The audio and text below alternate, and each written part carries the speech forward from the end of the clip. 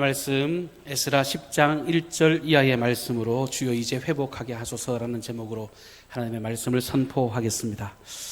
지난 2020년 12월 셋째 주일 이후에 거의 한 달여 만에 우리가 예배당에 함께 모여서 예배를 드리게 되니까 얼마나 기쁘고 감사한지 모르겠습니다.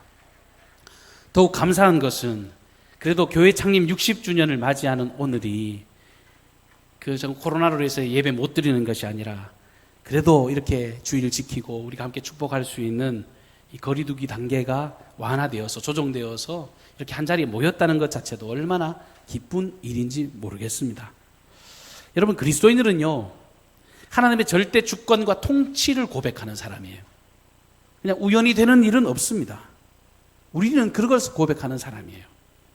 하나님께서 긴밀하신 인도하심으로 우리와 함께 계시고 무엇보다도 가장 선하고 가장 아름다운 길로 우리를 이끄심을 믿고 이 시간 예배하는 저와 여러분들이 더욱더 하나님을 신뢰하는 마음으로 주님을 경배하는 은총이 있기를 주님 이름으로 축복합니다.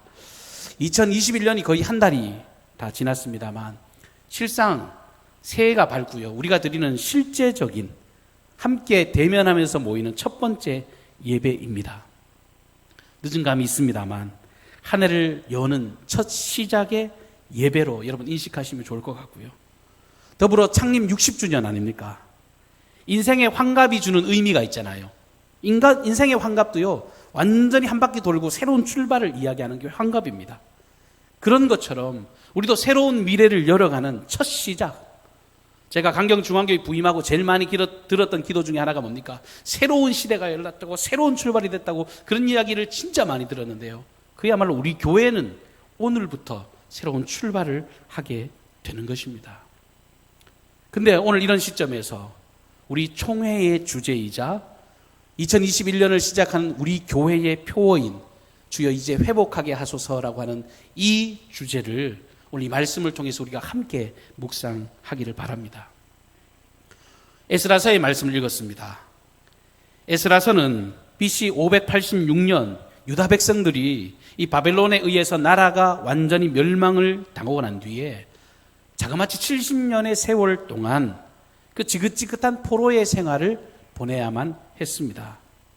그런데 하나님께서 미리 언급하셨던 것처럼, 약속하셨던 것처럼 그 포로의 생활이 끝이 나고 약속하신 회복의 때, 그 귀한의 때를 경험하는 그 시간이 이 에스라의 시대입니다. 바사왕 고레스의 칙령으로 인해서 고향으로 돌아오게 됐는데, 이 에스라서는 BC 537년 1차 포로 귀환부터 BC 444년 제3차 포로 귀환까지 시대적으로 봤을 때는 약 90년간의 시간을 다루고 있습니다. 고향으로 돌아왔는데 유다 백성들의 마음 가운데 그들이 가장 마음에 걸리고 가장 우선적으로 생각했던 일은 다름 아니라 예루살렘의 성전을 재건하는 게 그들의 가장 중요한 포인트였습니다.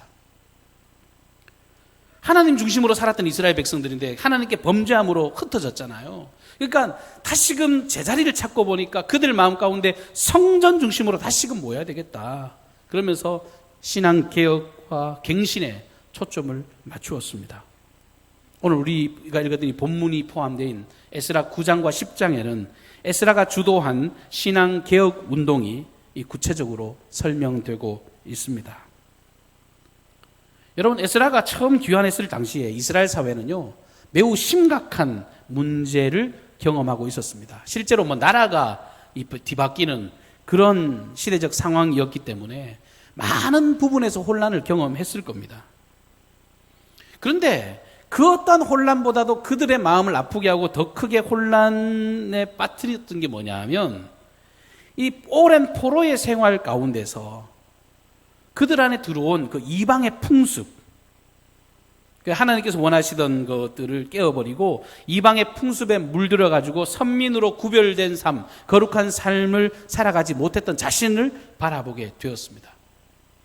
구체적으로 이방인들과 결혼을 해가지고, 사실 이방인과의 통혼이 그 당시에는 이 유대 사회에서는 허용되지 않는 일이었습니다.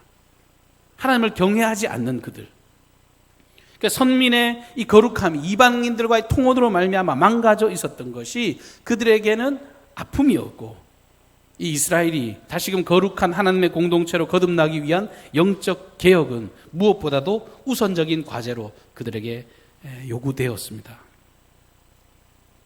각 시대마다 늘 개혁을 부르짖잖아요. 새로움을 추구하기 위해서 늘 움직입니다. 개혁하자, 회복하자, 제대로 가자, 그런 이야기를 많이 합니다.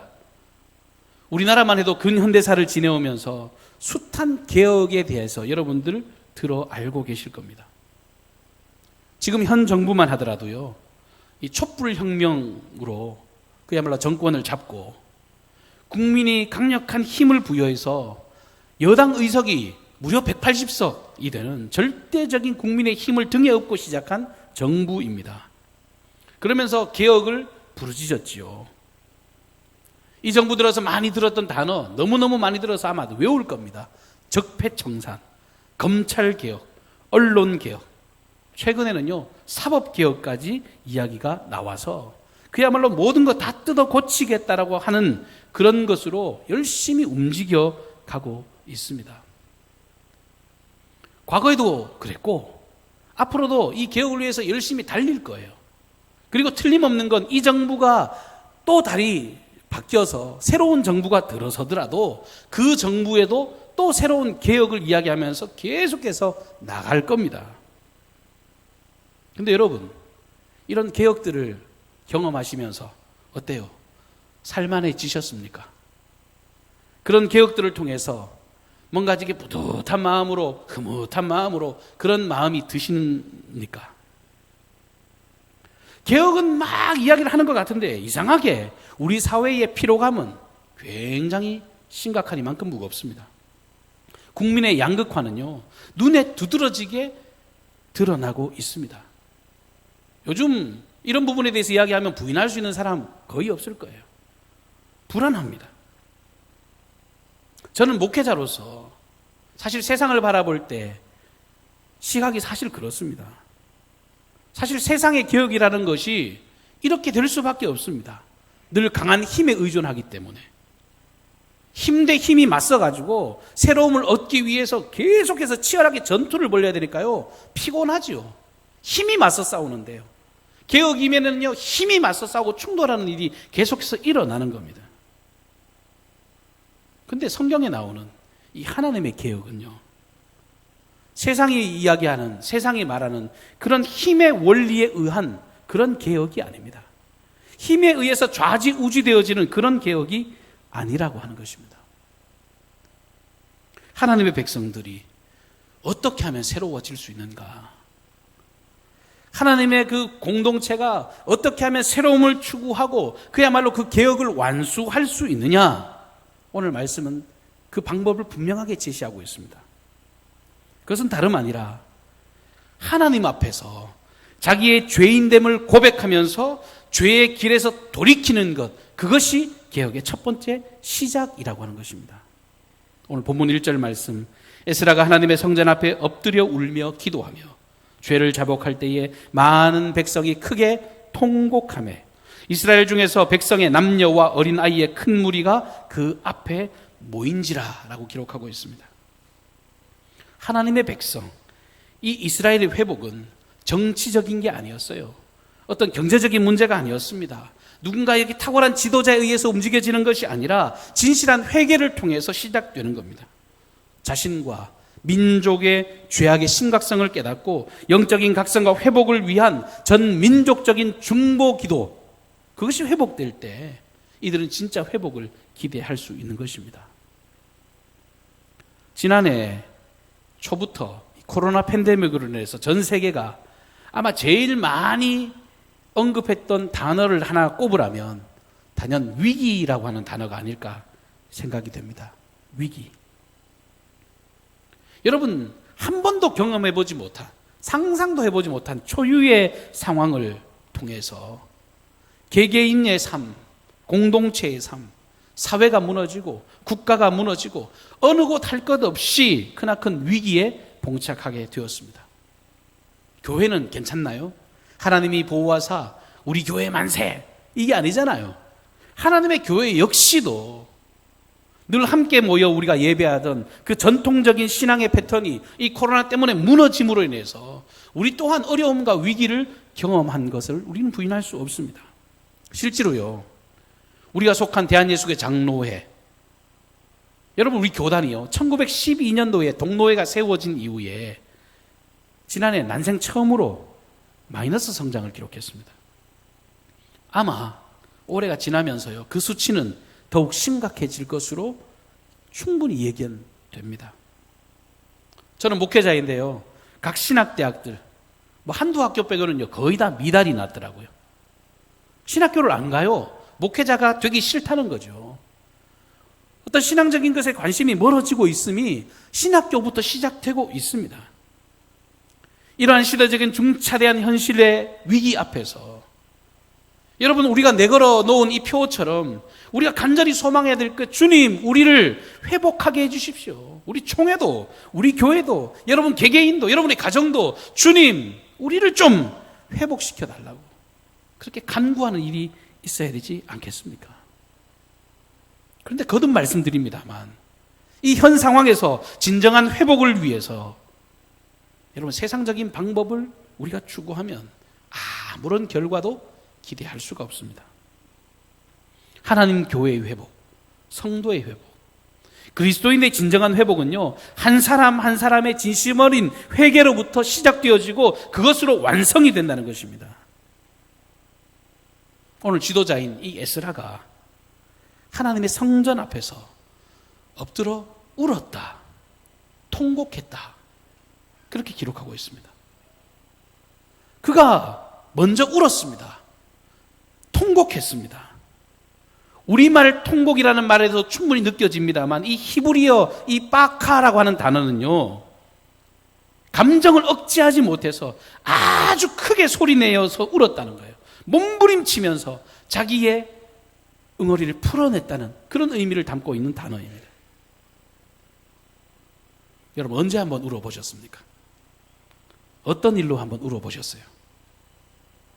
사실 교회 그러면요 제일 먼저 떠오르는 이미지가 있잖아요. 눈물인데 언젠가부터요 하나님의 교회에서 눈물이 사라졌습니다. 울음소리가 들리지 않습니다. 저는 저희 외할머니가 참 신앙생활 열심히 하셨거든요.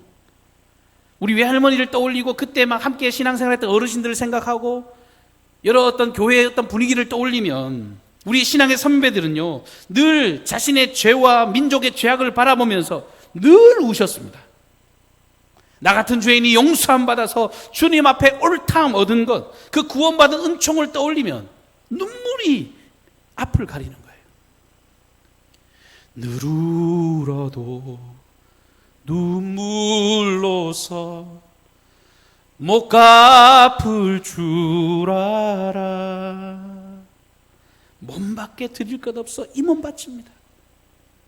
우리 외할머니가요 웬 말인가 웬 은혜인가 그 찬양 진짜 많이 부르셨는데요 늘 우셨던 것 같아요.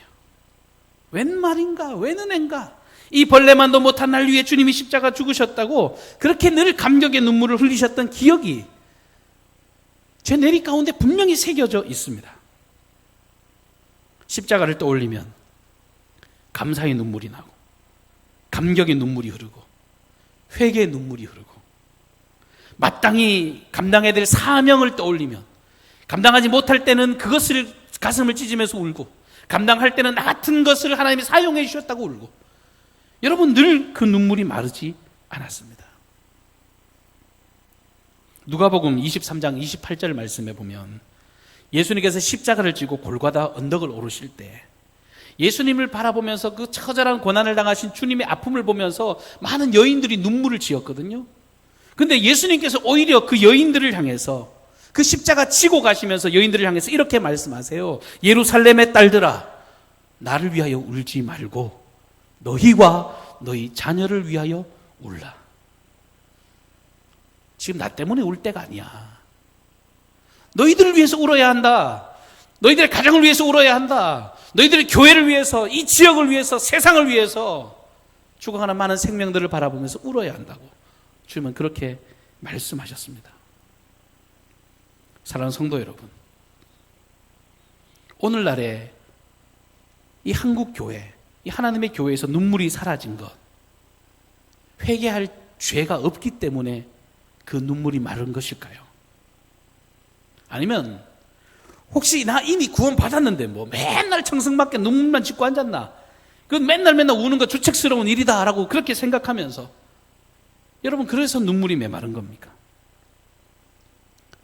여전히 우리 주변에 죽어가는 생명들, 구원할 백성들이 넘쳐나고 있고, 오히려 이제 마이너스 성장을 하고 있으니까요, 여러분들 죄악을 향해서 치닫는 사람들이 더 많이 늘었어요. 그런데도 안주하는 것 아닙니까? 이 방법 아니고라도 다른 방법이 있겠지. 충분히 더 잘 사는 방법이 있을 거야. 혹시 그런 생각 때문에 우리의 눈에서 눈물은 마르고 있는 것은 아닌지 진심으로 심각하게 스스로에게 자문해 보아야 할 것입니다. 시편 119편 136편의 시인은 이렇게 노래합니다. 그들이 주의 법을 지키지 아니하므로 내 눈물이 시냇물같이 흐르나이다. 사도 바울도 빌립보서 3장 18절에 내가 여러 번 너희에게 말하였거니와 이제도 눈물을 흘리며 말하노니 여러 사람들이 그리스도의 십자가의 원수로 행하느니라. 정상적인 그리스도는요, 세상을 바라보면 그들이 주님 앞에 돌아오지 않는 것을 보고 하나님과 원수된 것을 바라보고 정말 신앙의 아름다운 걸음에서 멀어진 것을 보면 눈물을 흘리는 것이 바람직한 일이라고 하는 것입니다. 오늘 말씀을 묵상하다 보니까 에스라가 통회하며 자복할 때, 그 눈물을 흘릴 때 남녀노소 모든 이들이 함께 회개하며 기도하는 중에 한 사람이 이 에스라에게 찾아옵니다. 이 엘람 자손 스가냐라고 하는 사람인데, 이 스가냐가 이렇게 말을 해요. 우리가 하나님께 범죄하여 이 땅 이방 여자를 맞이하여 아내로 삼았으나 이스라엘에게 아직도 소망이 있나니. 여러분, 이게 어떻게 들리세요? 범죄했다잖아요. 이방 여자를 아내로 삼은 것, 선민으로서 어리석기 짝이 없는 정말 미련한 일이라고 그러면 벌 받을 것 같잖아요. 근데요, 소망이 있다라고 말을 해요. 이렇게 어리석은 일을 행해놓고도요, 우리에게 소망이 있다라고 그는 고백합니다. 왜 그럴까요? 에스라의 눈물의 회개를 본 겁니다. 에스라의 눈물의 회개, 그 기도, 그 통회하는 마음, 이것이 소망이라는 것을 그가 고백한 것입니다. 비록 죄악 중에 있지만 주님을 향한 진정성 있는 회개가 우리 민족을 살리는 유일한 소망이라는 것을 그도 고백하고 있는 것입니다. 우리의 자화상을 하나님의 말씀 앞에서 돌아보기를 바랍니다. 계속된 그 개인의 문제, 공동체, 온 나라 가운데 이런 죄의 문제가 퍼져나감에도 불구하고 심각성을 느끼지 못한다면 우리는 지금 죽어 있는 그리스도인일지 모릅니다.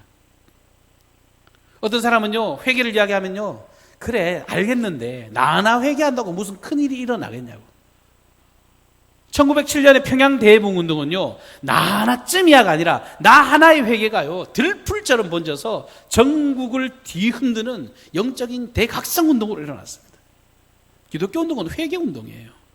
전 세계적으로 유래를 찾아볼 수 없을 만큼 뜨거운 성장의 그 뒷면에는 이 회개운동이 일어났다라고 하는 겁니다. 회개를 이야기하면 불쾌한 시대가 됐습니다. 내가 문제가 아니라, 내가 회개할 게 아니라 그 사람이 회개해야지, 내가 정말 돌아설 것이 아니라 저 사람의 문제지, 그렇게 접근하는 순간 우리는 아름다운 걸음을 걸어낼 수가 없어요. 회개라고 하는 단어는 새로운 출발점입니다. 성경에 아주 중요한 모델이 두 사람이 기록이 되어 있습니다. 회개와 관련해서 우리에게 아주 좋은 가르침을 주는 모델입니다. 베드로와 가룟 유다의 모델을 들 수가 있습니다. 여러분, 가룟 유다는요, 은 30개를 받고 돈이나 많이 받지도 못하고 그거 받고 스승 예수님을 팔았습니다.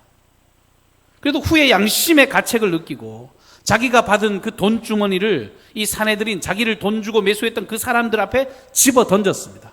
왜? 양심이 찔리니까, 아프니까, 뭔가 잘못한 것 같으니까. 돌이킬 수 있는 기회였잖아요. 자기 속에 있는 자기의 그 소리치는 그 음성을 자기가 들은 겁니다. 근데 그러고 난 뒤에 어떻게 했죠? 스스로 몸을 던져 배가 터져서 처참하게 죽었습니다. 생을 자살로 마감합니다. 사람들은 그가 죽은 현장을 바라보면서 아겔다마, 피바치라고 불렀습니다. 그야말로요, 그 기회를 저버리니까요, 피비린내 나는 그런 어리석은 인생으로 마감할 수밖에 없었습니다. 근데 베드로, 가룟유다 못지않죠. 아니, 저는 아무리 봐도 베드로가 더 나쁜 놈이에요. 예수님의 수제자라고 자부했던 사람 아닙니까? 근데 막상 예수님께서 잡히시던 그날 밤에 두려워서 벌벌벌 떨었습니다. 아는 척하니까 누가 나는 예수를 모른다고 3번씩이나 부인합니다. 심지어 저주까지 하면서 나는 예수라는 사람 알지 못한다고 그렇게 딱 잡아 댔습니다. 새벽닭이 울 때 네가 나를 부인할 것이라는 주님의 말씀이 생각나서 속에서부터 견딜 수 없는 아픔이 찾아옵니다. 여러분, 세상 번뇌와 아픔, 우울증 혹시 경험 있으신지 모르겠지만요, 속에서 그런 소리가 막 메아리칠 때 여러분들 우울증 견디지 못해서 나가서 죽는 사람들 많이 있거든요. 저는 이때 베드로의 심정이 그랬을 것 같습니다. 주님의 음성을 생각나고 정말 너 같은 죄인, 너 같이 나쁜 놈, 네가 정말 인간이냐, 그런 소리가 들려올 때 베드로도 충분히 어려운 선택할 수 있었습니다. 그런데요, 부활하신 주님, 그 사랑의 주님을 다시금 대면하고 난 뒤에 부끄러웠던 자신의 잘못을 그대로 회개하고 그 주님의 사랑에 휘감겨서요, 남은 인생 멋들어지게 살지 않습니까? 복음을 위해서, 하나님 나라를 위해서 자신을 불태워 불살라 주님을 위해 드렸습니다. 초대 교회를 세우는데 아주 중심 역할을 감당하는 위대한 인물로 변화되게 되었습니다. 여러분, 코로나 시대에 수없이 많은 뉴스를 듣고 이 대책을 위해서 오만 이야기를 다 합니다만, 여러분, 이 시대를 살아가면서 무엇에 소망을 두시렵니까? 지금 시대에서 가장 큰 소망은 아마 사람들에게 백신 아닐까 생각합니다. 여러분, 백신이 우리의 소망일 수 없어요. 제가 왜 그렇게 말씀드리냐 하면 지난해 우리가 뼈저리게 그걸 느꼈기 때문에 그렇습니다. 여러분, 인간은요, 또 새로운 변종 코로나가 다가오면요, 또 맹놓고 있어야 돼요.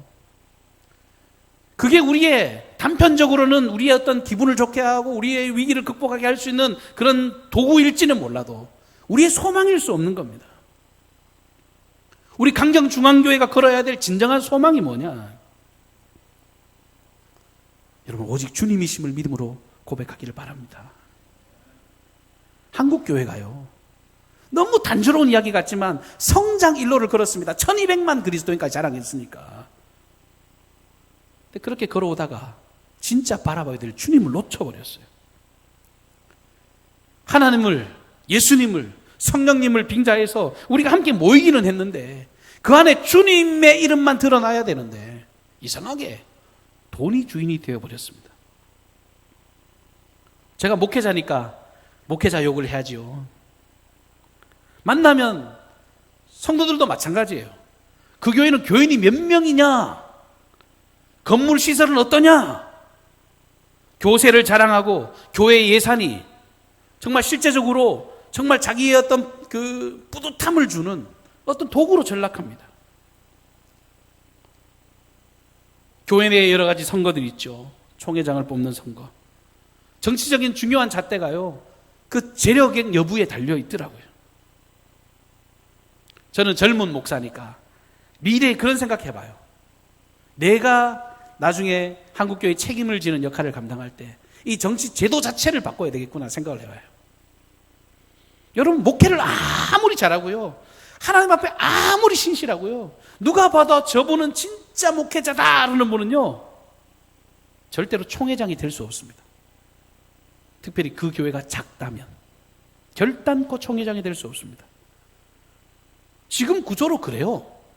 이해가 되지 않습니다만 교회 중직자들을 뽑는 선거에서도 세상의 배경과 세상의 어떤 권세, 영향력 이런 것들이 실제적으로 작용을 합니다.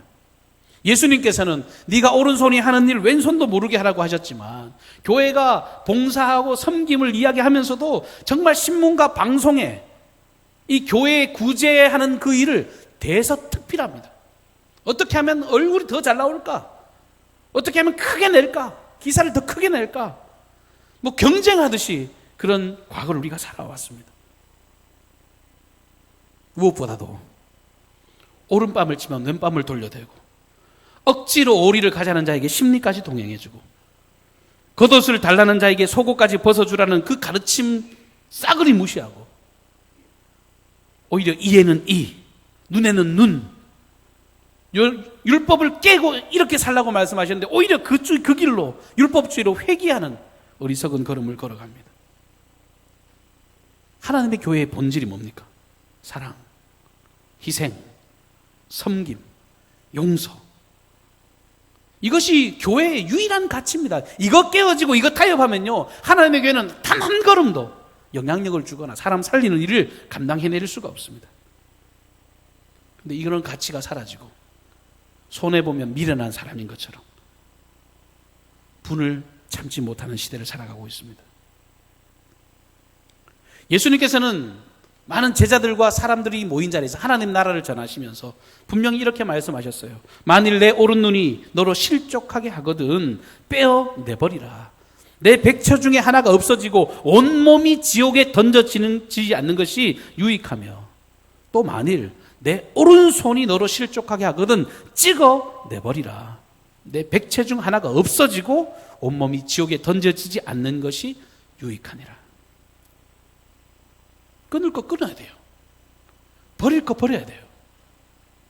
인간의 죄악된 것을 가지고 우리가 하나님의 나라를 누릴 수가 없어서 그 고결하고 위대한 길을 우리에게 보여주신 겁니다. 저는 몇 해 전에, 저는 늘 장년 사역을 했기 때문에 사실 체감하지 못하다가 우리 아이들이 이제 교회 학교를 다니기도 하고 언젠가 교회 학교 교사를 통해서 이야기를 듣고 제가 굉장히 마음에 부담감이 왔던 것이 있습니다. 지금 이 나라 10대 청소년들을 복음화율, 언젠가 한번 말씀을 드렸습니다만, 여러분 10대, 그러니까 20살 이하로 그 아이들의 복음화율이요 2%예요. 2%. 우리의 신앙의 다음 세대가 없어요. 2%라는 이야기를 듣는데요, 목회자로서 가슴이 찢어지는 아픔을 경험했습니다. 코로나19로 인해서 뭐 이미 그 이전부터도 그랬습니다만 안 나가라는 그 말을 뒤집어서 가나안 성도라고 그러잖아요. 가나안 성도가 점점점 늘어가고 있습니다. 위기지요. 마음을 두렵게 하는 겁니다. 근데 그거보다도 여러분 아이들이 사라지고 안 나가 가나안 성도가 늘어가고 이것보다도 훨씬 더 중요한 것, 우리가 가슴을 찢고 주님 앞에서 통회하고 회개해야 될 그런 제목들이 넘쳐나지 않습니까? 참회의 기도가 마치 매주일 오는 어떤 프로그램처럼 여겨지면 여러분 우리는 영향력을 발휘할 수가 없어요. 하나님께 범죄한 개인의 죄악을 바라보면서 이 에스라와 같이 가슴을 찢어야 합니다. 교회가 교회다운 사랑을 잃어버리는 모습을 보면서 그냥 강 건너 불구경하듯이 쳐다보고 있는 것이 아니라 내 가슴을 찢고 함께 울며 통회해야 됩니다. 이기적이고 하나님과 원수된 우리의 삶을 바라보면 울어야, 그래야 살아요. 그 앞에 울지 못하면요 죽어가는 겁니다. 사는 길은 여기 있어요. 사는 길은 이거 한 가지 외에는 없습니다. 길이 없습니다. 에스라의 이 종교개혁의 첫 번째 걸음, 이 길 외에는 다른 길이 없습니다. 새로운 회복과 새로운 출발을 촉구하는 그 자리, 회개하면서 그 놀라운 일들을 선포하는 그 자리에 오늘 이 백성들의 반응이 어떠합니까? 12절 말씀에 이렇게 기록합니다. 모든 회중이 큰 소리로 대답하여 이르되 당신의 말씀대로 우리가 마땅히 행할 것이니이다. 에스라의 이 선포 앞에 그 포로 생활에 찌들어 있던 그 백성들이 정신을 차리고 하는 말이, 예, 우리도 그곳에 함께 하겠습니다. 우리가 마땅히 행할 길을 우리가 함께 행하겠습니다. 말씀을 맺겠습니다. 좋은 교회를 넘어 위대한 교회. 제가 10년 동안 외칠 거라고 이 강경중앙교회 슬로건을 내세웠습니다. 창립 60주년을 맞이하는 첫 출발 앞에 우리는 아주 분명하고 확실한 방향을 잡아야 됩니다. 여러분, 부흥 많이 들어보셨죠? 많은 분들이 착각을 해요. 부흥을 무슨 양적인 성장으로 착각을 합니다. 한국교회가 실제로 그랬으니까. 부흥이 하면 막 사람들이 몰려오고, 부흥이 하면 뭐가 커지고 건물도 짓고 뭐가 좋아지니까 부흥을 양적인 성장으로 이야기를 하는데, 그건 처음부터 잘못된 이야기예요. 부흥은요, 영어로 리바이벌입니다. 리바이벌. 뭐예요? 다시금 돌아가는 것 아닙니까? 원래대로 회복되는 게 부흥이에요. 진짜 부흥은요, 원래대로 돌아가는 게 부흥이에요. 원래의 모습으로 제대로 가는 것, 그게 부흥입니다. 제가 강경중앙교회 출석한 시간으로 보면 여러분들이 못 미치잖아요. 창립 60주년이니까. 여러분들이 떠올리기에 언제가 강경중앙교회 최고 황금기였는지 모르겠습니다. 여러분 떠올려지는 그 생각이 있거들라. 여러분 그 자리로, 최소한 그 자리로 돌아가야 돼요. 최소한 그때로 돌아가야죠. 그리고 더 중요한 가치, 본질, 이 사도행전에서 말씀하고 있는 초대교회의 원형의 모습, 하나님의 교회의 그 고결하고 아름다운 그 모습으로 본래 자리로 돌아가는 것, 그게 부흥입니다. 복음의 본질로 돌아가는 게 부흥이고요. 하나님의 말씀으로 돌아가는 게 부흥입니다. 그리스도의 사랑의 자리로 돌아가는 것이 부흥이요, 구원의 즐거움을 회복하고 자원하는 심령으로 정말 주의 놀라운 일들을 감당하는 것이 행복처럼 즐거움으로 다가오는 게, 그게 진짜 부흥인 것입니다. 갈라디아서 2장 20절 잘 아시죠? 내가 그리스도와 함께 십자가에 못 박혔나니 그런즉 이제는 내가 사는 것이 아니요 오직 내 안에 그리스도께서 사시는 것이라. 이제 내가 육체 가운데 사는 것은 나를 사랑하사 나를 위하여 자기 자신을 버리신 하나님의 아들을 믿는 믿음 안에서 사는 것이라. 우리 사랑하는 강경중앙교 가족 여러분, 예수 위에 살기를 바랍니다. 예수 위에 죽기를 원합니다. 우리가 주님 닮은 제자로서 우리 개인의 어떤 영달을 뛰어넘어서 정말 죽어가는 많은 생들에게 천국의 복음을 전하는 아름답고 귀한 생명의 사명을 감당하는 저와 여러분이 되시기를 주님의 이름으로 축복합니다. 기도하십시다. 사랑의 하나님, 거룩하고 복된 날, 창립 60주년을 기념하는 이 생명의 시간, 다른 어떤 행사보다도 더 고결하고 아름다운 주님의 말씀을 우리에게 들려주셔서 감사를 드립니다. 에스라의 그 행함을 우리가 그냥 부러운 눈으로 바라보지 않게 하시고, 오늘 백성들이 아멘으로 화답하며 우리가 그 길을 마땅히 걷겠다라고 화답한 것처럼 우리의 마음에 아버지라는 입술에 그 큰 소리로 주님을 뒤따라 가겠다라고 믿음으로 선언하게 도와 주시옵소서. 우리 강경중앙교회 하나님의 교회입니다. 하나님께서 친히 통치하시고 다스려 주셔서 세상의 모든 기준들을 과감하게 끊어버리게 도와주시고, 정말 하나님께 범죄하였던 모든 것들을 돌이켜 하나님의 나라가 우리 개인과 가정과 삶 속에, 우리 교회 속에 구현되어질 수 있도록 주님 축복하여 주옵소서. 말씀 앞에서 자신을 돌아보는 우리 사랑하는 모든 권속들의 삶, 그리고 저희의 입술 가운데 주님 함께 하시고 마음 가운데 주님 동행하여 주셔서 정말 이것이 종교적인 관습이 아닌 정말 실존하는 하나님을 경험하고 체험하고 함께 동행하는 믿음의 삶이 되게 하여 주시옵소서. 가장 위대하고 아름다우신 그 생명의 능력이 우리 교회를 휘감아가고 앞날을 책임져 갈 능력이 됨을 믿음으로 고백하옵고 예수님의 존귀하신 이름으로 기도하옵나이다. 아멘.